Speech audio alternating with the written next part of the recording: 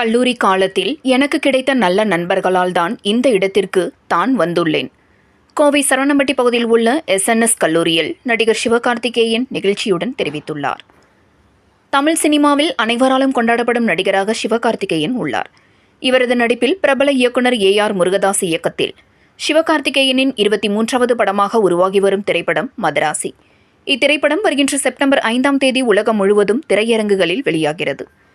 இந்த படத்தில் சிவகார்த்திகேயனுடன் இணைந்து ருக்மணி வசந்த், விக்ராந்த், வித்யுத் ஜாம்வால், பிஜு மேனன், டான்சிங் ரோஸ் சபீர் ஆகியோர் முக்கிய கதாபாத்திரங்களில் நடித்துள்ளனர். இந்த படத்தை ஸ்ரீ லக்ஷ்மி மூவிஸ் நிறுவனம் தயாரிக்க அனிருத் இசை அமைத்துள்ளார்.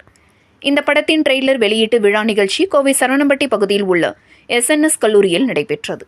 இந்நிகழ்ச்சியில் படத்தின் நடிகர் சிவகார்த்திகேயன், நடிகை ருக்மணி ஆகியோர் கலந்து கொண்டு படத்தில் நடித்த அனுபவங்களை தெரிவித்தனர்.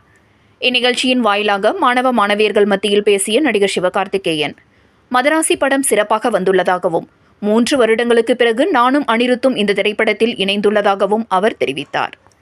மேலும் கல்லூரி காலத்தில் எனக்கு கிடைத்த நல்ல நண்பர்களால் தான் இந்த இடத்திற்கு தான் வந்துள்ளதாகவும் கல்லூரி நண்பர்களுடன் இன்றும் இணைந்தே பயணிப்பதாக தெரிவித்தார். மேலும் மனித வாழ்க்கையில் காதல் எவ்வளவு முக்கியமோ அதே போலத்தான் இந்த படத்திலும் காதலை மையமாக வைத்து திரைக்கதையை தேர்வு செய்து படமாக எடுத்துள்ளதாகவும் தெரிவித்தார். இந்நிகழ்ச்சியின் போது படத்தின் ஒரு பாடலுக்கு கல்லூரி மாணவர்களுடன் நடனமாடி கல்லூரி மாணவர்களை உற்சாகப்படுத்தினார்.